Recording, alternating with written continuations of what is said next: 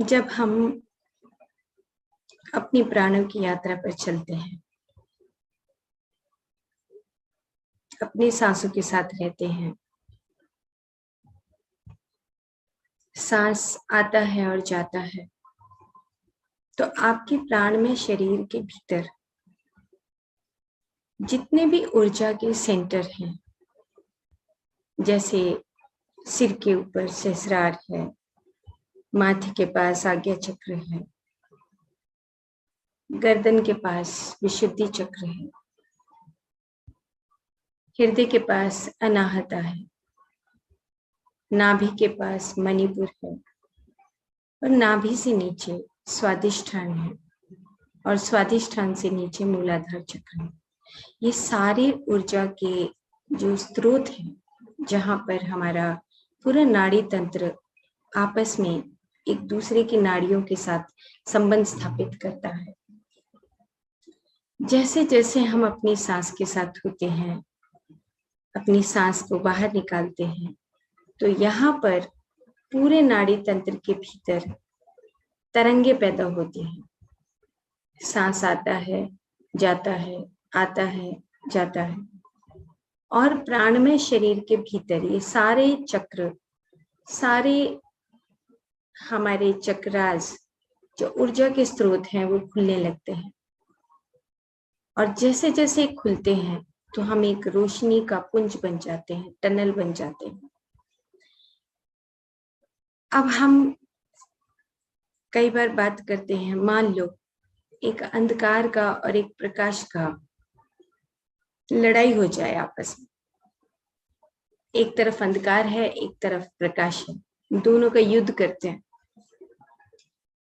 आपने सुना होगा कि ब्लैक मैजिक होता है,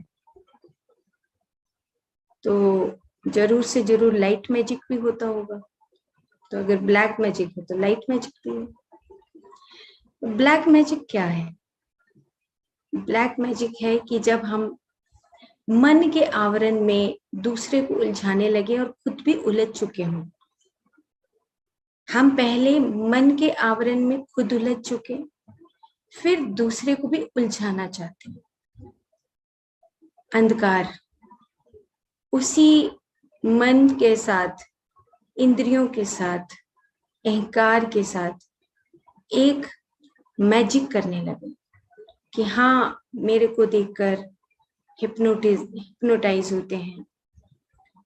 मैं अपने मन से, अपने भावों से, अपने विचारों से किसी दूसरे को अट्रैक्ट कर सकता हूँ। मन की बात है यहाँ पर सत्य से परे की बात है, अंधकार की बात है। तो ब्लैक मैजिक क्या है कि हम कहते हैं कि ये किसी ने मेरे ऊपर ये कर दिया, वो कर दिया। जिसके पास प्रकाश नहीं है, युद्ध हो रहा है अंधकार का और प्रकाश का। ये हर वक्त भगवत गीता क्या बोलती है कि तुम एक ऐसी तलवार की उस धार के ऊपर खड़े हो जहां पर धर्म और अधर्म का फैसला करना है, जहां पर तुम्हें मन की तरफ गिरना है या तुम्हें रोशनी की तरफ जाना है। एक ऐसी धार के ऊपर हमारी जिंदगी चलती रहती है। एक ऐसी धार है जहां पर अगर मन चेतन की तरफ आ जाए तो मन ज्योत स्वरूप बन जाता है। पूरा हमारा गुरु ग्रंथ साहब इसी के ऊपर बार बार बताते हैं कि तुम मन की तरफ यात्रा मत करो, मनमुखी मत बनो। तुम क्या बनो? गुरुमुखी बनो। गुरुमुखी मतलब कि आप रोशनी की तरफ जा रहे हैं। आपका लड़ाई हो रहा है मन और चेतन के बीच, लड़ाई हो रहा है अंधकार और रोशनी के बीच। और हम कई जन्मों में ब्लैक मैजिक में उलझ जाते हैं, उलझ चुके हैं। ब्लैक मैजिक मतलब कि हम सुबह ध्यान, शाम को ध्यान, लेकिन दिन भर ब्लैक मैजिक में उलझे रहते हैं। कभी कभी अटक जाएंगे, कभी किसी के साथ बात करेंगे, सोचेंगे, भाव आएंगे। तो ये ब्लैक मैजिक क्या है? ये अंधकार और रोशनी का युद्ध है। जहां पर आपको अपने भीतर की दिव्य चक्षु को हमेशा हमेशा खोल के रखना है। ध्यान साधना जब हम करते हैं तो हमारा ये आज्ञा चक्र, ये इसका रोशनी इतना बड़ा होना चाहिए। आज्ञा चक्र मतलब आप हमेशा उस परम आत्मा की स्थिति में, यहाँ पर उस परमात्मा की स्थिति में मिले हुए हैं। पल भर के लिए भी आप उससे जुदा नहीं हो रहे हैं। और जैसे ही जुदा होंगे, यहाँ से यहाँ पर नाभि के पास आएंगे, अहंकार में फंस जाएंगे, मन के साथ उलझ जाएंगे, ब्लैक मैजिक शुरू हो जाएगा खुद का खुद के साथ। काला जादू कोई और चीज नहीं है। जब हम घर में बैठे बैठे दूसरों को हिप्नोटाइज करते हैं, घर में बैठे बैठे अपने आप को भी हिप्नोटाइज करते रहते हैं। क्यों? क्योंकि मन के आवरण के भीतर हम उलझे रहते हैं। जब हम इस धरती पर आते हैं तो हम सिर्फ और सिर्फ प्रकाश लेकर आते हैं, सिर्फ और सिर्फ प्रकाश। ज्यूम करिए कि एक प्रकाश नीचे धरती पे आ रहा है और धरती पर आते आते उसका एक आवरण चढ़ गया, शरीर और रोशनी, और तो कुछ है नहीं। लेकिन जैसे जैसे परिवार में रहते हैं, जैसे जैसे हम आगे बढ़ते हैं, जैसे जैसे हमें समाज की बुद्धि मिलने लगती है, उसमें अंधकार की तारें आनी शुरू हो जाती हैं। लालच की तारें, गुस्से की तारें, माया की तारें, मोह की तारें, ये सारी काली तारें आके उस पूरे शरीर को उस रोशनी से दूर कर देती हैं और शरीर और मन की कहानी रह जाती है। और जब शरीर और मन की कहानी रह जाएगी तो शरीर भी एक तरफ हो जाता है, मन उस ब्लैक मैजिक में उलझ जाता है।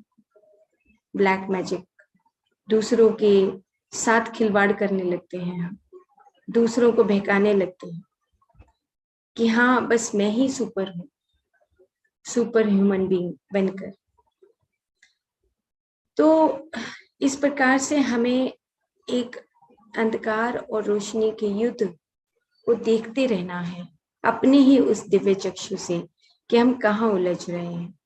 अगर आपके पास प्रकाश है, हम कई बार क्या करते हैं, आता है जब आप मेडिटेशन करते हैं, आप अनेक अनेक चैप्टर से निकलते हैं, पाठों से निकलते हैं अपनी जिंदगी की किताब से, तो वहां पर आता है कि मैं किसके पास जाऊं, किसकी शरण में जाऊं। बुद्धम शरणम गच्छामि, किसकी शरण में जाऊं? कौन ऐसा व्यक्ति है जो मुझे रोशनी दिखा दे? कौन ऐसा बुद्धा है? खुद का आत्मज्ञान नंबर 1, और दूसरा, अगर किसी के पास आत्मज्ञान है तो आप जाइए, पूछिए, सवाल करिए, वो बताएगा। आत्मज्ञान, दूसरे के पास रोशनी होना। अब कई बार क्या होता है कि अगर हम साधारणतया आत्मज्ञानी नहीं है, हम सोचते हैं कि हम, चलो मेरा कोई दोस्त है, हम सोचते हैं कि मेरा कोई बड़ा है, हम उससे सलाह ले लेते हैं। अब जिसके पास आत्मज्ञान नहीं है, रोशनी नहीं है, आपको जो सलाह मिलेगी वो कैसी सलाह मिलेगी? अब वो आप खुद भी समझ सकते हैं, ब्लैक मैजिक। जब मन के आवरण में कोई उलझा हुआ है तो आप उससे सलाह कैसे लेंगे? तो हमेशा ध्यान रखिए कि बुद्धम शरणम गच्छामि, आप अपनी शरण में जाएं, अपनी शरण में जाके अपने क्वेश्चंस का आंसर खुद निकालें, खुद फैसला करें कि मैं खुद में एक रोशनी से भरा हुआ पुंज हूं, मैं किसी ब्लैक मैजिक में उलझने वाला नहीं हूं। ये रोशनी होना बहुत इंपॉर्टेंट है। और जब हम ऐसा धीरे धीरे उस अंधकार के और उस रोशनी के प्रकाश के युद्ध में जब खड़े होते हैं बीच में, तो हम रोशनी के साथ 100% युद्ध में जीत जाते हैं। तो युद्ध में जीतने का मतलब क्या हुआ? युद्ध में जीतने का मतलब हुआ कि आप पूर्ण रूप से आत्मज्ञानी बन चुके हैं। अब आपको अंधकार भी आए तो भी आप डगमगा नहीं सकते। अब आपके चारों तरफ भी अंधकार हो, भीतर भी अंधकार हो, तो भी आप हिल नहीं सकते। आपका रोशनी का पुंज इतना इतना तेज प्रकाश दे रहा है। एक बार ऋषिकेश में परमहंस योगानंद जी का एक आश्रम है। वहां पर जब हम ध्यान साधना के लिए बैठते हैं भीतर उस हॉल में, तो वहां पर पूरा पिन ड्रॉप डार्क है, पूरा डार्कनेस। इससे ज्यादा अंधकार हो नहीं सकता। जैसे ही हम उसके भीतर जाते हैं तो सब मेडिटेट करते हैं वहां पर। और उस अंधकार के भीतर अगर आप देखें कि हम सब जो मेडिटेटर्स बैठे हैं, मास्टर्स बैठे हैं, उनके भीतर वो रोशनी का पुंज जल रहा हो, आपके दिव्य चक्षु खुला हुआ हो, तो आप उस अंधकार में भी उस रोशनी को देख पाते हैं। क्यों? क्योंकि आपकी स्थिति कहाँ है? इस आज्ञा चक्र के ऊपर है, इस सहस्रार के ऊपर है। क्योंकि आप एक चमकता हुआ सितारा है। अंधकार होते हुए भी आप उस रोशनी के साथ आप प्रसारित कर रहे हैं उस रोशनी को। वो एक ऐसा बीज बन चुका है जो उस बीज के साथ ना बुझने वाला ऐसा रोशनी, ऐसा ज्योत आपके भीतर जल चुका है। क्यों जल चुका है? क्योंकि ऑलरेडी आप उसी प्रकाश से ही आए हैं, उसी प्रकाश के स्वरूप में ही हैं आप। बस सिर्फ क्या है कि हमें वो जो मन के आवरण है, मन के धागे हैं, सब कुछ तो तोड़ना पड़ेगा परमात्मा तक पहुंचने के लिए। क्यों? क्योंकि वो तो सिर्फ और सिर्फ प्रकाश, और तो कुछ है ही नहीं। तोड़ना किसको है? शरीर के रूप में जब हम यहाँ पर आवरण के साथ आते हैं तो फिर हमें उस शरीर के भीतर रहते हुए पता लगता है कि अच्छा, मन की ये तार छोड़ दो, अब ये तार छोड़ दो, अब ये तार से निकल जाओ, अब इस तार से निकल जाओ, अब इस तार से निकल जाओ। तो चलिए हम इसी श्लोक, जो छठा अध्याय का श्लोक है, श्लोक नंबर 26, उसमें भगवान कृष्ण अर्जुन को अब यही बता रहे हैं।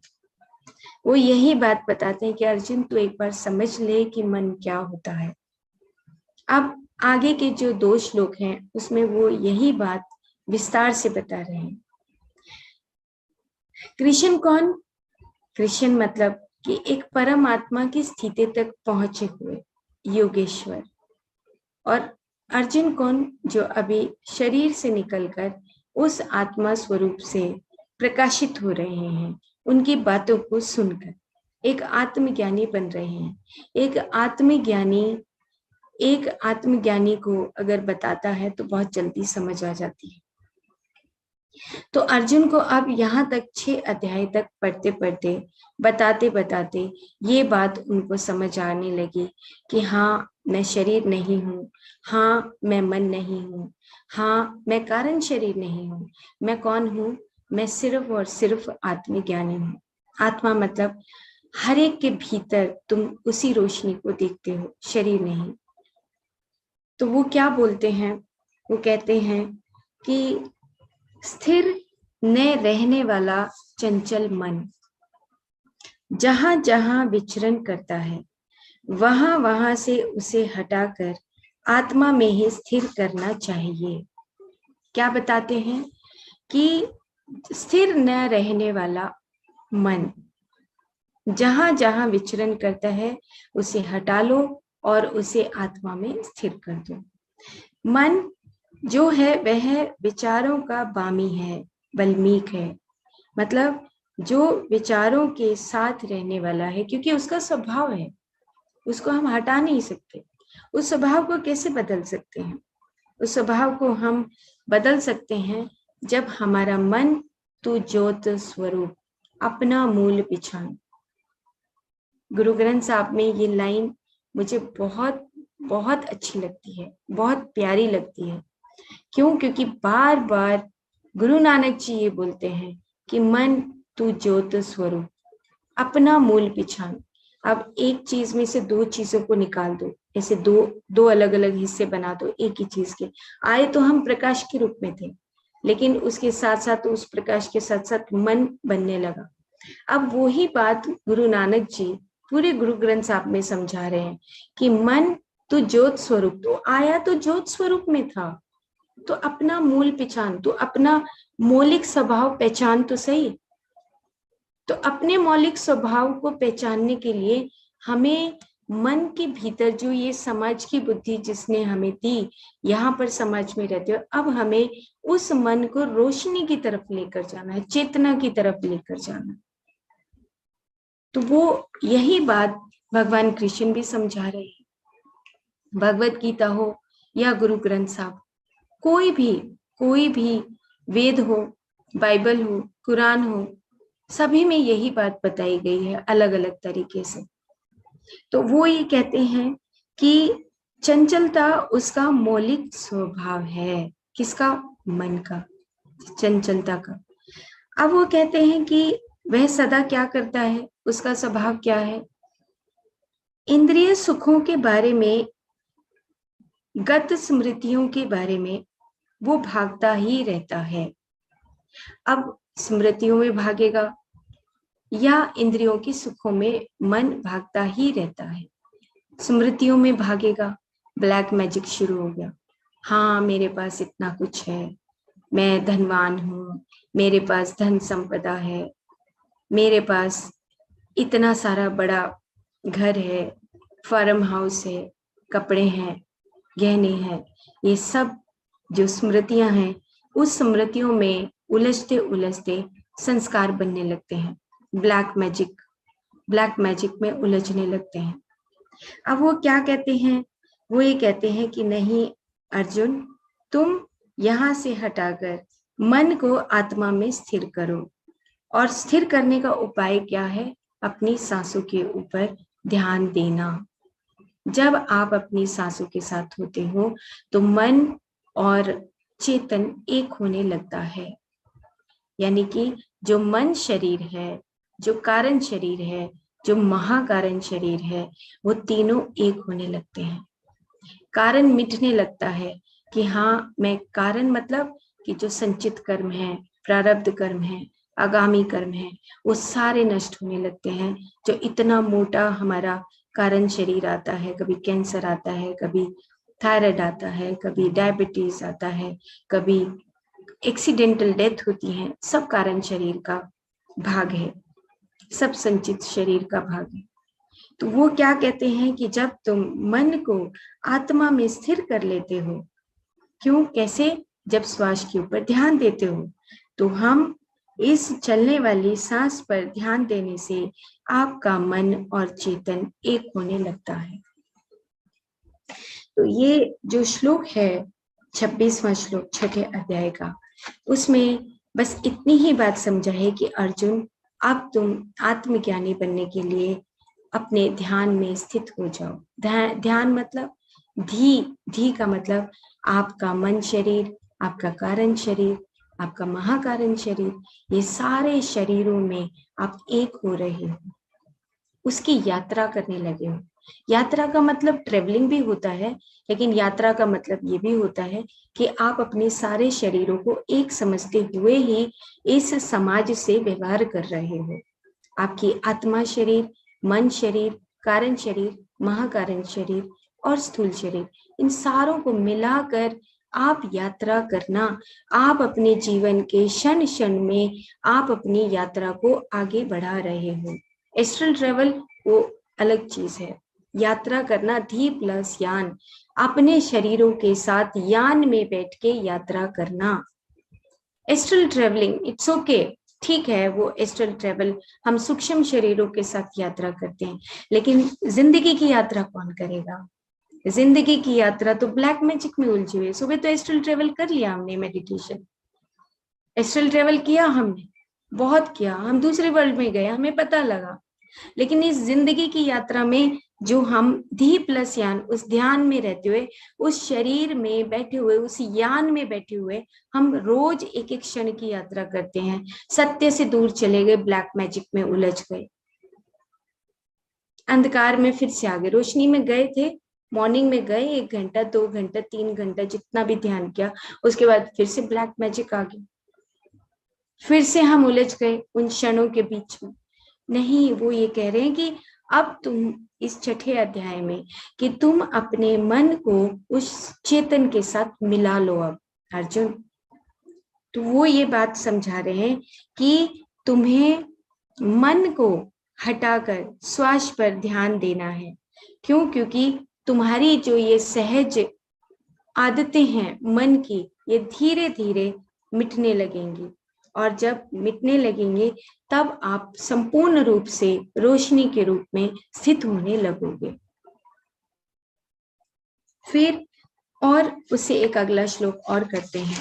अगले श्लोक में वो क्या कहते हैं कि जो आत्मज्ञान से प्राप्त योगी सब प्राणियों को समभाव से देखने वाला, बहुत इंपॉर्टेंट श्लोक है, जहां पर भगवान कृष्ण अपना मुख खोलते हैं, बताते हैं कि मुझे भी ऐसे ही परमात्मा का ज्ञान हुआ कि हाँ, मैं योगेश्वर कैसे बन सकता हूँ। तो बताते हैं कि सब प्राणियों को समभाव से देखने वाला, संपूर्ण भूतों को अपनी आत्मा में, संपूर्ण भूत मतलब अपनी आत्मा में, संपूर्ण भूत मतलब शरीर कैसा ही हो, संपूर्ण भूत, आप पंच तत्वों से बने हुए हैं, कैसा ही शरीर हो, मेल हो फीमेल हो, डॉक्टर हो, इंजीनियर हो, किसान हो, कोई भी हो, संपूर्ण भूतों में, अपनी आत्मा में और संपूर्ण समस्त भूतों में अपनी आत्मा का दर्शन करता है। एक बार मैं फिर से पढ़ती हूँ। जो आत्मज्ञान प्राप्त योगी, जिसको पता लग गया कि मैं सिर्फ और सिर्फ रोशनी हूं, तो सब प्राणियों को समभाव से देखने वाला, संपूर्ण भूतों को अपनी आत्मा में और समस्त भूतों में अपनी आत्मा का दर्शन करता है। ध्यान साधना में परिपूर्णता प्राप्त हुए स्थिति में योगी अपने मनोबुद्धि से परे आत्मा में एकत्व योगत्व प्राप्त कर वह भी आत्मा ही हो जाता है। अर्थात एक ध्यान योगी को आत्मज्ञान होने पर आत्मा ही होता है। अब वो अपने आप को समझता क्या है? जो एक आत्मज्ञानी है वो यही समझता है कि मैं सिर्फ एक प्रकाशी प्रकाश हूं। आत्मयोगी का मतलब कि जहां से मैं आया था, एक रोशनी के पुंज में आया, मैं अपने आप में एक रोशनी ही हूं, बस, और कुछ भी नहीं, बस वो आत्मा ही बनने लगता है। और योगी का मतलब कि वो अब दूसरों को बताने लगा है, दूसरों को देखकर समझने लगा है कि उसके भीतर भी वो ही रोशनी चमक रही है। अब आवरण मोटा हो पतला हो क्या फर्क पड़ता है, रोशनी तो उसमें है ही ना। अब हम एनिमल किंगडम में देखते हैं, एक हमें दिखाई देती है गाय दिखती है, एक हमें भैंस दिखाई देती है, एक हमें हिप्पोपोटामस दिखाई देता है, एक हमें जिराफ दिखाई देता है, एक हमें कुत्ता दिखाई देता है। सबके भीतर वही रोशनी है, वही आत्मा है। और हमें यहाँ पर यही बात समझाई जा रही है कि तुम सब भूतों में उसी आत्मा को देखते हो। सेम इसी तरीके से मनुष्य जगत में कोई भी शरीर हो, उसके भीतर जो रोशनी है, अर्जुन तुम उसको देखो, उसको पहचानो। तो उसकी बात यहाँ पर वो कर रहे हैं कि जब समस्त चराचर प्राणियों में वह एक ही अखंड चेतनता का दर्शन कर सकता है, मैं आत्मा ही हूं, यह देह नहीं, ऐसा अनुभव ग्रहण करने पर सर्वत्र आत्मा के सिवाय दूसरा कुछ भी नहीं दिखाई देगा। समस्त नाम रूपों में परम आत्मा आधारभूत से है। देखो कितना सुंदर शब्द लिखे हैं, समस्त नाम रूपों में। अब पत्थर जगत हो, पौधा जगत हो, पशु जगत हो, मनुष्य जगत हो, समस्त नाम रूपों में, समस्त भूतों में, इतना सा शब्द और कितनी गहरी बात उन्होंने बता दी इतने से शब्द में कि समस्त भूतों में तुम ही हो। कौन तुम हो? तुम आत्मा ही हो, तुम रोशनी ही हो। कौन है? परम आत्मा आधारभूत रूप से है। ऐसा सर्व आत्म स्थिति का अनुभव प्राप्त होता है। अब वो क्या कहते हैं कि सभी में आधारभूत कौन है, आधार किसकी वजह से एक पशु जगत, एक पौधा जगत, एक मनुष्य जगत जिंदा है, उसका आधार क्या है? उसका आधार सिर्फ और सिर्फ अर्जुन आत्मा है। तो तुम अब इस बात को जान लो, क्योंकि जैसे जैसे आगे अध्याय आते जाएंगे और गहराई से भगवान श्री कृष्ण अर्जुन को उपदेश देते जाएंगे।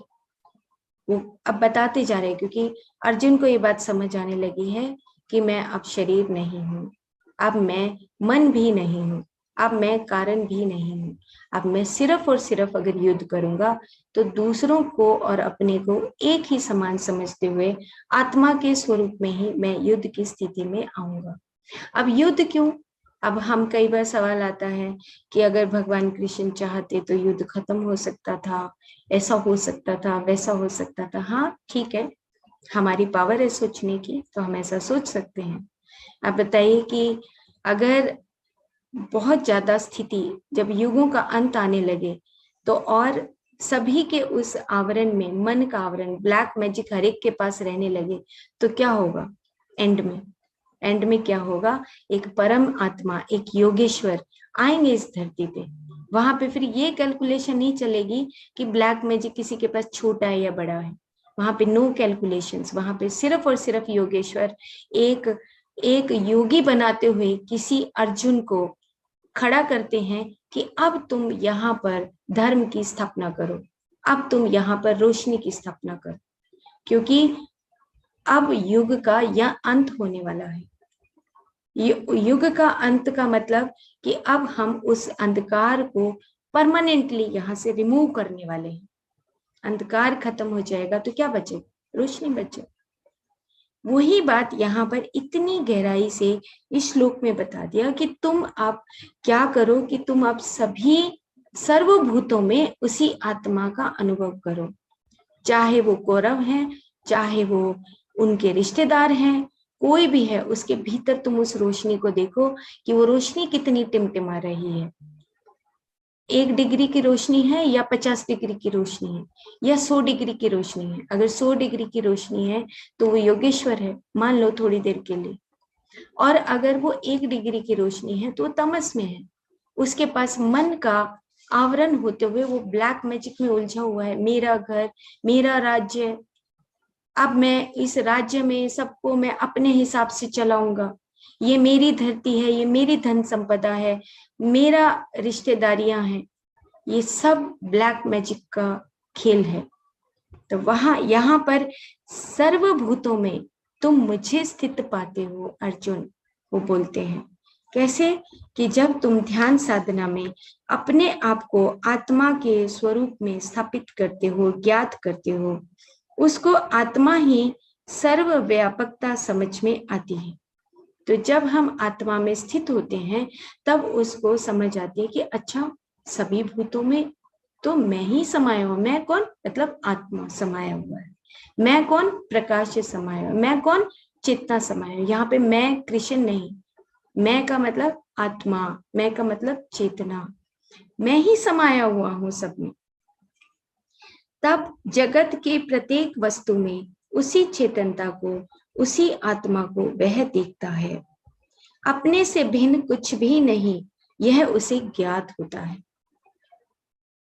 सर्वत्र समतुल्यता से आत्म तत्व अवगत हुए व्यक्ति को इस संसार में जो अभेद का भाव एकत्व है वह उसको पता लगने लगता है, वह अवगत होता है।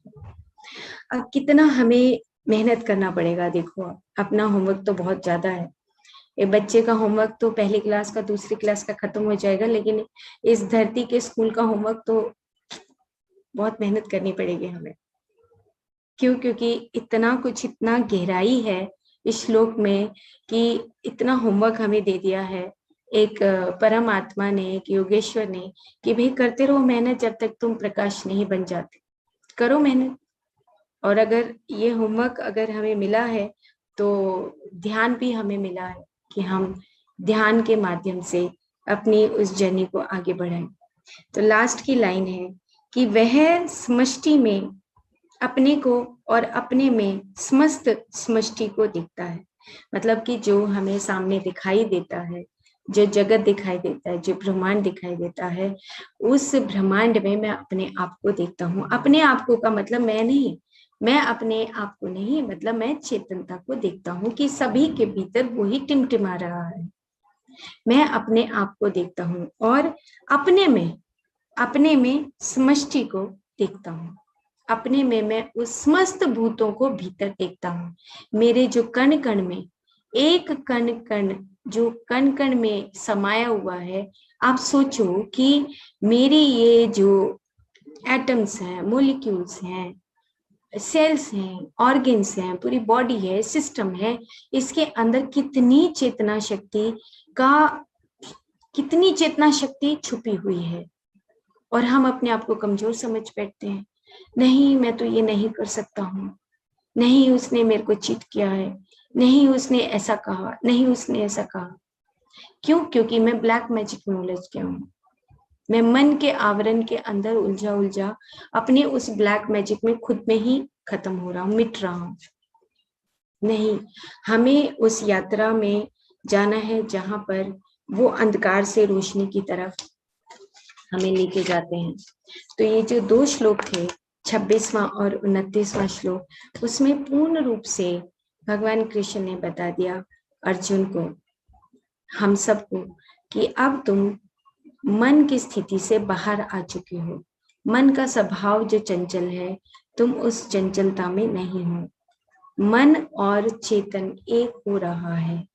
मन और जब चेतन एक होता है, तो फिर ये बात जब मैं गुरु ग्रंथ साहब पढ़ रही थी ध्यान में आने से पहले, तो ये बात तो समझ आ गई थी कि कहीं कुछ गड़बड़ है मेरी शिक्षा में, खुद की शिक्षा में, कि मैं मन को समझ नहीं पा रही हूँ। कहीं कुछ गड़बड़ मुझे लगती थी कि मन तो चेतन स्वरूप, मैं हमेशा अपने आप से लड़ाई करती थी कि चेतन स्वरूप, मन तो ज्योत स्वरूप कैसे हो सकता है? मन तो हमेशा डावाडोल स्थिति में रहता है। फिर बाद में ध्यान साधना में आने के बाद, आत्मज्ञान की प्राप्ति धीरे धीरे होने के बाद ये बात समझ आई कि मन तो था ही नहीं, मन तो था ही नहीं।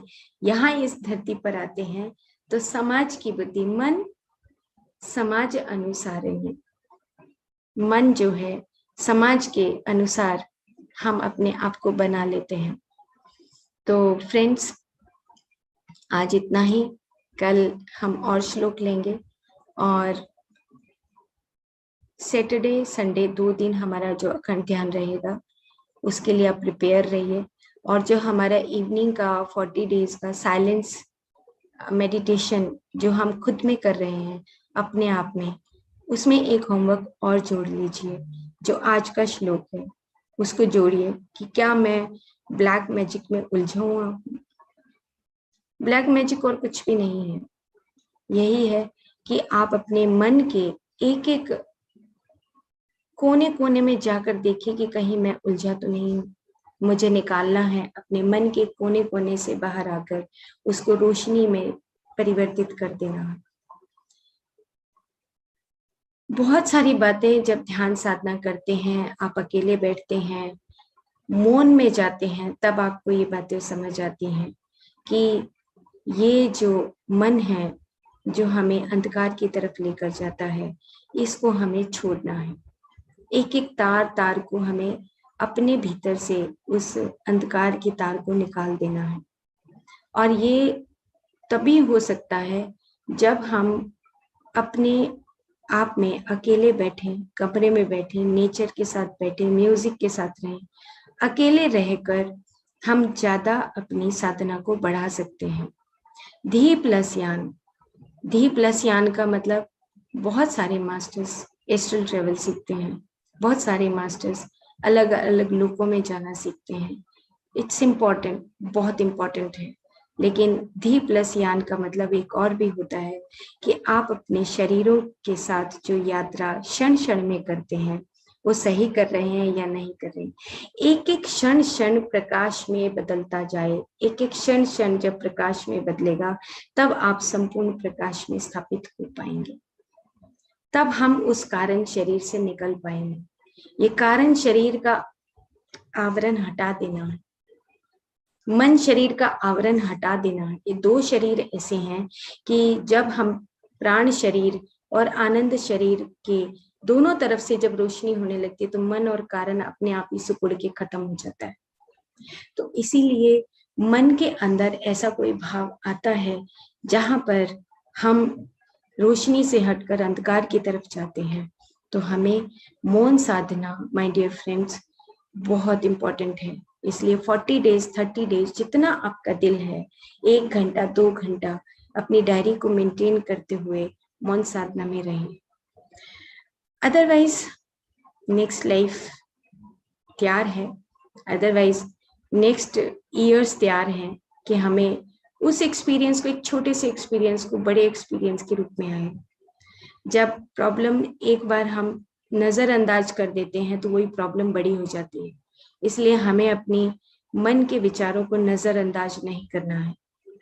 उस क्षण को पकड़ लो जहां पर गलत आने लगे, उस क्षण को पकड़ के what the believe to we know, what you think, what are having the insights within you, क्या है आपके भीतर, वो मन क्या कह रहा है, आपका आनंद शरीर क्या कह रहा है। आनंद शरीर कहता है बुराई मत करो, लेकिन मन फिर उलझ जाता है, हाँ हाँ ठीक है करेंगे, कोई दिक्कत नहीं।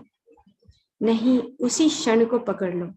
क्षण अपने आप में बहुत बड़ा होता है, और जब तक क्षण क्षण में हम रोशनी में नहीं जाएंगे तब तक हम परम आत्मा में स्थापित नहीं हो पाएंगे।